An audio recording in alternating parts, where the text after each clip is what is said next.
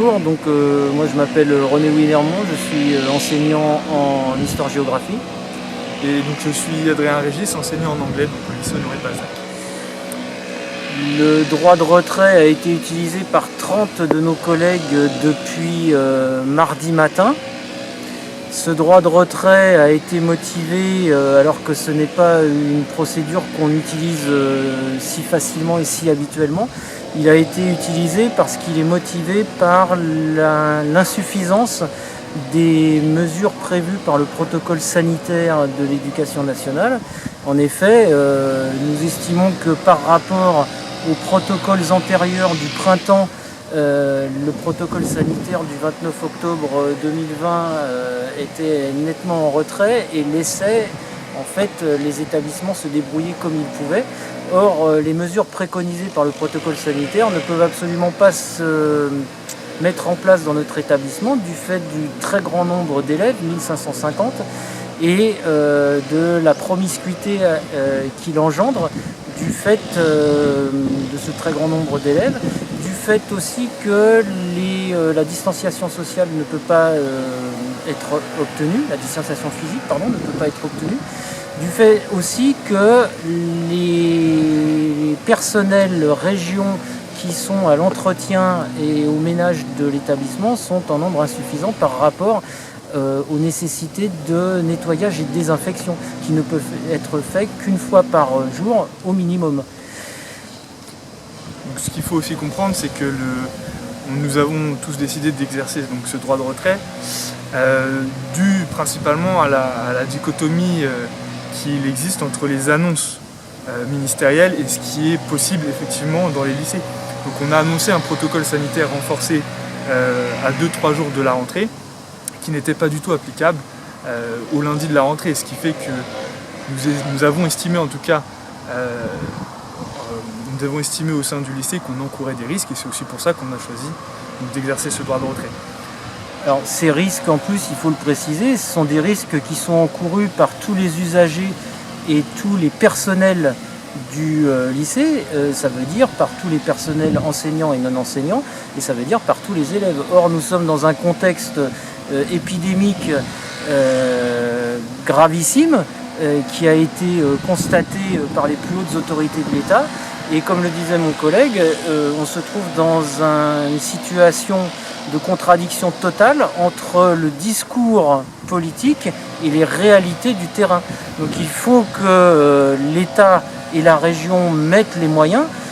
C'est le cas de notre établissement, malheureusement c'est le cas de très nombreux autres établissements de la Seine-et-Marne et de l'ensemble de la France, car je rappelle que ce mouvement du droit de retrait n'est pas un mouvement qui est uniquement localisé sur notre département. Ce que nous dénonçons, c'est la mise en danger de toutes les personnes qui fréquentent l'établissement. On a reçu hier soir par le biais d'un courrier de notre ministre donc des nouvelles mesures qui vont être mises en place au sein de l'établissement. Donc la première chose qu'il faut comprendre, c'est que le ministre accepte et tolère finalement qu'on réduise les effectifs dans le lycée de 50%. Ça veut dire ça passe par la mise en place de demi-groupes. Donc en réalité, les classes vont désormais tourner avec la moitié des effectifs. Alors c'est une bonne chose, on s'en félicite parce que ça permet de répondre à une partie de nos demandes, c'est-à-dire de limiter le nombre d'élèves dans l'établissement, de limiter le brassage des élèves dans l'établissement. Notamment dans les salles de classe, dans les couloirs qui sont assez étroits et au niveau du réfectoire, au niveau de la cantine et de la restauration. Maintenant, finalement, ces annonces ne répondent qu'à une seule partie de nos demandes et des revendications en tout cas qu'on pourrait avoir pour avoir un protocole sanitaire en tout cas décent dans les établissements scolaires. Je pense que mon collègue peut peut-être...